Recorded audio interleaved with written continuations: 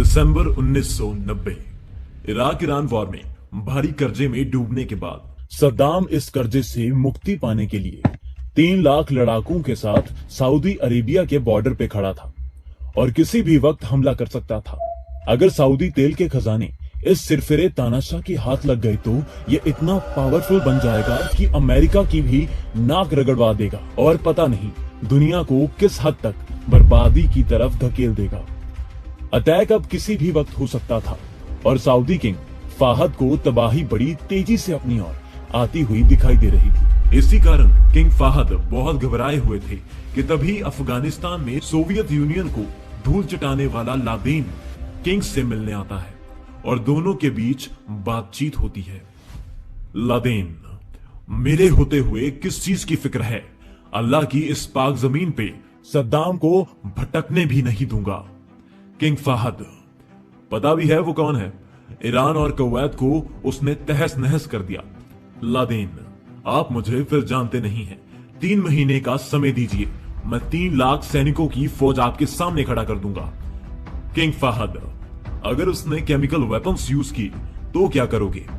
Laden, इस नेक कर्म में अल्लाह हमारे साथ है, इसलिए हम सद्दाम का मुकाबला अपने फेथ से करेंगे। लादेन की सिरफिरी बातें सुनकर किंग फाहद की घबराहट और बढ़ जाती है और वो अपने टॉप ऑफिशियल्स के साथ काफी सोच विचार करके फैसला लेते हैं कि सद्दाम से लड़ने के लिए अमेरिकन ही सऊदी धरती पे उतरेंगे। ये खबर सुन लादेन तिलमिला जाता है और सऊदी रॉयल फैमिली के खिलाफ बगावत शुरू कर देता है, लेकिन कुछ फर्क नहीं पड़ता और अंत में 3 लाख अमेरिकन सोल्जर सऊदी धरती पे उतर ही जाते हैं। इससे लादेन को बहुत बेइज्जती महसूस होती है और जिस धरती पे मक्का मदीना है वहां अमेरिकन शराब पिएंगे, बीच पे बिना कपड़ों के लौटेंगे और ये सोच लादेन अंदर ही अंदर आग बबूला होने लगता है। अब लादेन सऊदी किंग के साथ साथ अमेरिका से भी कट्टर दुश्मनी कर लेता है, क्योंकि उस समय तक लादेन ने अल कायदा की स्थापना कर ली थी। इसलिए उसने अल कायदा को अमेरिका के खिलाफ अटैक्स करने का मकसद दिया। 1990 से लेकर 2000 तक 10 सालों में लादेन ने अमेरिका पर कई अटैक किए, बट अभी भी लादेन अमेरिका को एक ऐसा जख्म देना चाहता था जो दहशत की दुनिया में मील का पत्थर साबित हो। तभी लादेन के दिमाग में एक ऐसा आइडिया आता है जो 21वीं सदी की जियोपॉलिटिक्स को 360 डिग्री पलटने वाला था और इसी आइडिया का नतीजा था 9/11 अटैक।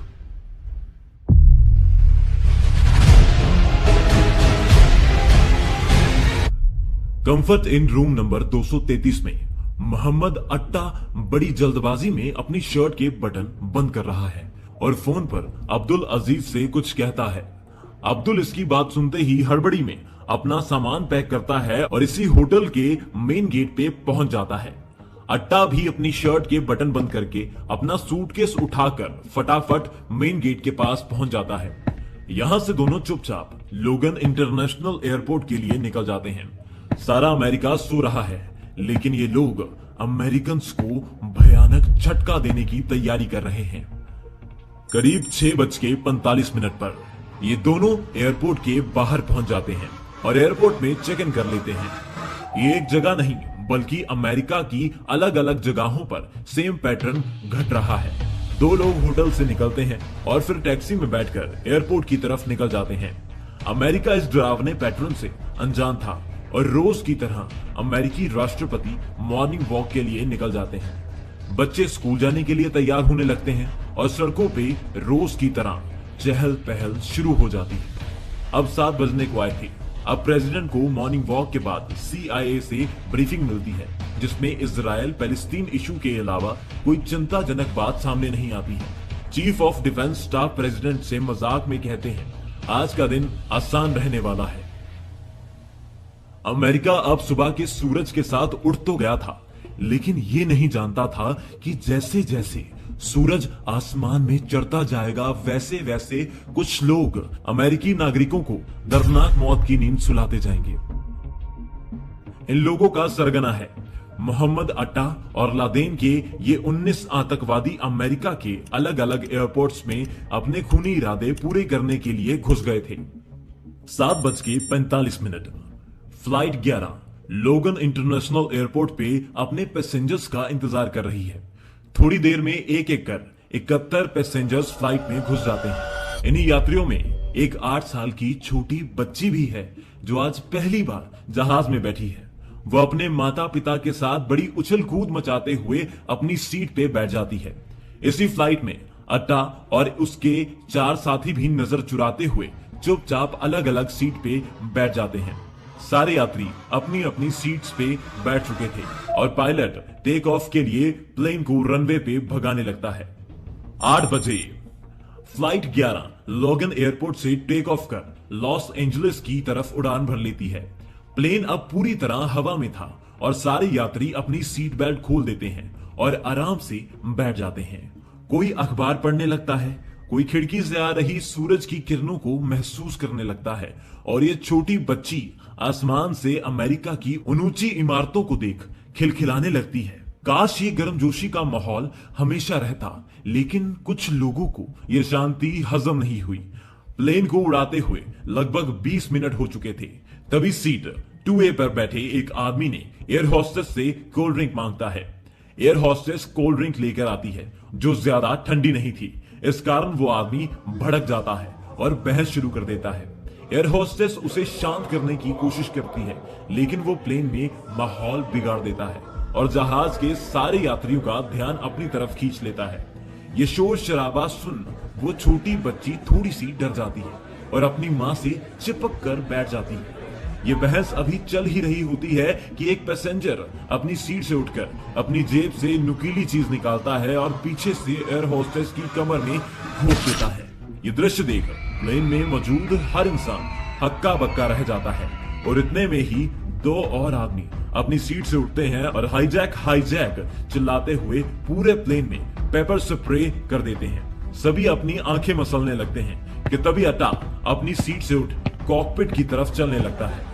पैसेंजर्स डरे हुए हैं, लेकिन उन्हें उम्मीद है कि हाईजैकर्स सरकार से कुछ शर्तें मनवाना चाहते होंगे और फिर उन्हें छोड़ देंगे। लेकिन वो नहीं जानते थे कि इनकी जिंदगी का मकसद सिर्फ ज्यादा से ज्यादा लोगों को मारना है। तभी अट्टा कॉकपिट में घुस जाता है और दोनों पायलट्स की गर्दन अपने चाकू से रौंद देता है। अब प्लेन अट्टा चला रहा था और वो रेडियो सिग्नल बंद करके प्लेन को 100 डिग्री लेफ्ट में मोड़ वर्ल्ड ट्रेड सेंटर की तरफ ले जाता है। प्लेन के अचानक मुड़ने से सभी डर के मारे चीखने लगते हैं कि तभी ये 4 आतंकवादी नकली हैंड ग्रेनेड निकाल लेते हैं और सबको धमकी देते हैं कि शांत हो जाओ वरना हवा में प्लेन के चीथड़े कर देंगे। अचानक सिग्नल बंद होने से एयरपोर्ट अथॉरिटीज को कुछ अजीब सा लगता है, लेकिन दुनिया के सबसे पावरफुल देश में प्लेन हाईजैक जैसी चीज उनके दिमाग में दूर दूर तक नहीं होती है और उनकी ये गलती सारे पैसेंजर्स को मौत की तरफ धकेल देती है। अट्टा प्लेन को बहुत तेजी से नीचे उतारने लगता है। सारे पैसेंजर्स हैरान थे कि बादलों से सीधा हम बिल्डिंग्स के पास उड़ रहे हैं। देखते ही देखते प्लेन बिल्डिंग्स के बहुत ही ज्यादा करीब से उड़ रहा है। किसी को कुछ समझ नहीं आ रहा था, ये तो बिल्कुल नहीं कि उनकी मौत उनसे 10 मिनट दूर खड़ी है। वो छोटी बच्ची खिड़की में देखते हुए अपनी माँ से डरती डरती कहती है, मॉम बिल्डिंग्स बिल्डिंग्स। इसके अलावा वो कुछ बोल पाती ठीक 8:46 पे फ्लाइट 11 वर्ल्ड ट्रेड सेंटर के नॉर्थ टावर में क्रैश कर दी जाती है। इसके साथ ही बेवजह ये छोटी बच्ची और ये बेकसूर लोग दर्दनाक मौत का शिकार हो जाते हैं। अमेरिका में ये खबर आग की तरह फैल जाती है, लेकिन सभी इसे एक एक्सीडेंट समझते हैं। अमेरिकन इस न्यूज पर दुख मनाते हैं और अपनी दिनचर्या में व्यस्त हो जाते हैं, लेकिन वो नहीं जानते थे कि ये एक साधारण सा दिखने वाला एक्सीडेंट नहीं बल्कि विनाश की शुरुआत है, जो आज इतनी लाशें बिछा देगा कि अमेरिका के कब्रिस्तानों में जगह कम पड़ जाएगी। दरअसल पहले प्लेन क्रैश के बाद कुछ ऐसा हुआ कि लोग जानबूझकर बिल्डिंग से कूदने लगे और कुछ लोग जिंदा ही आग में झुलसने लगे। हुआ ये कि जिस वक्त नॉर्थ टावर में प्लेन क्रैश हुआ उस वक्त फ्लाइट 175 जो लोगन एयरपोर्ट से लॉस एंजलिस की तरफ जा रही थी, उसमें भी कुछ अजीब घटता है। प्लेन का रेडियो अचानक बंद हो जाता है और थोड़ी देर बाद ये प्लेन वर्ल्ड ट्रेड सेंटर की तरफ मुंह मोड़ लेता है। दरअसल एक और प्लेन इन निर्दयी आतंकवादियों के हाथ लग गया था। 17 मिनट बाद ये फ्लाइट 175 को वर्ल्ड ट्रेड सेंटर के साउथ टावर में घुसा देते हैं। ये क्रैश पिछले से भी ज्यादा खतरनाक था। क्योंकि फर्स्ट क्रैश को एक्सीडेंट समझने के कारण न्यूयॉर्क में कामकाज बाकी दिनों की तरह चल रहा था, इसलिए वर्ल्ड ट्रेड सेंटर के साउथ टावर में बड़ी संख्या में लोग मौजूद थे। इसी कारण दूसरे क्रैश में और ज्यादा लोग बिल्डिंग में फंस जाते हैं। अब सब समझ जाते हैं कि ये कोई एक्सीडेंट नहीं बल्कि कुछ बड़ा और भयानक हो रहा है। खबर आने लगती है अमेरिका इज अंडर अटैक। ये सुनकर अमेरिकन के रोंगटे खड़े हो जाते हैं और हाहाकार मच जाता है। न्यूयॉर्क की सड़कों पे पुलिस और फायर ब्रिगेड के सायरन गूंजने लगते हैं और वर्ल्ड ट्रेड सेंटर में तुरंत रेस्क्यू ऑपरेशन शुरू कर दिया जाता है। नीला आसमान धुएं के काले बादलों से घिर चुका है और सड़कें लोगों की चीखों से। फायर फाइटर्स और पुलिस वाले अपनी जान की भी परवाह न करते हुए जलती हुई बिल्डिंग्स में घुस जाते हैं। आग की लपटों में घुसकर वो जितने हो सकता है उतने लोगों को बाहर निकालने की कोशिश करते हैं, लेकिन तभी एक और डरावना दृश्य सबकी आंखों में कैद हो जाता है। बिल्डिंग के 100 नंबर फ्लोर से एक आदमी नीचे गिरता दिखाई दे रहा है। इसके बाद एक कई और लोग बिल्डिंग से नीचे गिरते दिखाई देते हैं। अब यहाँ किसी को कुछ समझ नहीं आता।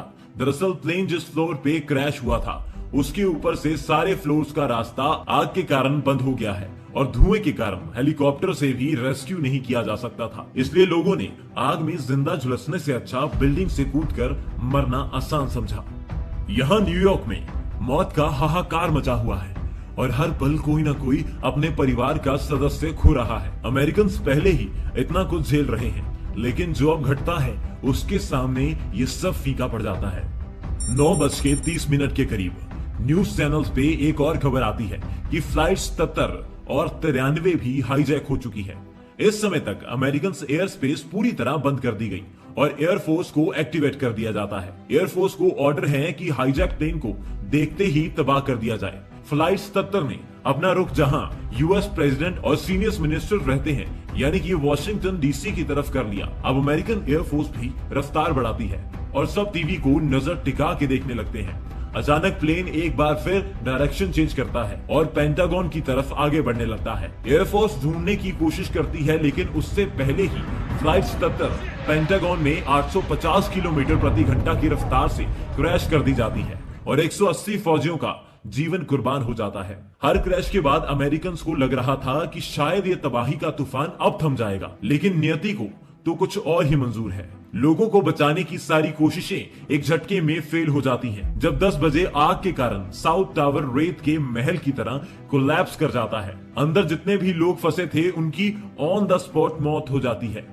दोस्तों, यहाँ न्यूयॉर्क में लोगों का हौसला कमजोर पड़ता जा रहा है, लेकिन न्यूयॉर्क से दूर कुछ लोग हैं जिन्हें घुटने टेकना मंजूर नहीं है। चौथा हाईजैक प्लेन जो सुबह थोड़ा लेट टेक ऑफ कर पाया था, उसके पैसेंजर्स को पता चल चुका है कि ये हाईजैकर्स क्या करने वाले हैं। अब तक हाईजैकर्स ने जो किया उसकी उम्मीद अमेरिकन को नहीं थी, लेकिन अब जो अमेरिकन ने किया उसने इन आतंकवादियों के होश उड़ा दिए। ये पैसेंजर्स इन जल्लादों के आगे जिंदगी की भीख मांगने की बजाय इनसे लड़ने का फैसला करते हैं और पूरा जोर लगाकर कॉकपिट पे धावा बोल देते हैं। पैसेंजर्स का जोश देख हाईजैकर्स के अंदर से जिहाद का भूत अचानक गायब ही हो जाता है और हड़बड़ाहट में प्लेन को एक खेत में क्रैश कर देते हैं। इस क्रैश में कोई भी जिंदा नहीं बचा, लेकिन पैसेंजर्स का हौसला आज भी लोगों के दिलों में मिसाल बनकर जिंदा है, क्योंकि इस प्लेन को और कोई नहीं यूएस कैपिटल बिल्डिंग में क्रैश करवाया जाना था, जो दूसरे शब्दों में यूएस पार्लियामेंट भी कह सकते हैं। इन पैसेंजर्स की बहादुरी ने इतना बड़ा अटैक होने से रोक लिया, ये अच्छी खबर थी, लेकिन सभी पैसेंजर्स को बलिदान देना पड़ा। चारों हाईजैक प्लेन तो क्रैश हो गए थे, लेकिन इन 19 आतंकवादियों ने जो तबाही अमेरिका में मचाई थी वो हद से ज्यादा थी। आज अमेरिका ने करीब 3000 मासूमों को खो दिया और हजारों फैमिलीज ने अपना कोई ना कोई सदस्य भी खो दिया। यहाँ तक कि आग से उठने वाले धुएं से करीब 18,000 लोगों को बीमारियां हुई। जान के नुकसान के साथ 9/11 ने अमेरिका की इकोनॉमी को भी गहरी चोट मारी। न्यूयॉर्क में करीब 4 लाख जॉब की कमी बन गई और कई बिलियन की इकोनॉमी को झटका लगा। दोस्तों, अमेरिका इसके बाद शांत नहीं बैठा, जो कि बैठना भी नहीं चाहिए। अमेरिका ने अल कायदा और ओसामा बिन लादेन को पूरी तरह तबाह करने का प्रण ले लिया। साथ ही नाटो का आर्टिकल 5 भी एक्टिवेट कर दिया, जिसके हिसाब से सभी नेटो कंट्रीज अमेरिका के साथ मिलकर अफगानिस्तान में अल कायदा पर भूखे शेर की तरह कूद पड़ी। 9/11 के करीब 4 महीने बाद दिसंबर तक अमेरिका ने अफगानिस्तान से तालिबान को उखाड़ फेंका और लादेन को पागलों की तरह ढूंढने लगी। लेकिन अमेरिका ने जैसा प्लान किया था, लादेन को पकड़ना उतना आसान नहीं रहा, क्योंकि लादेन को पकड़ने में करीब 10 साल लग गए। दोस्तों, अगर आप जानना चाहते हैं कि लादेन किस सुरंग में छुपकर बैठा था, अमेरिका ने उसे वही मौत के घाट कैसे उतार दिया,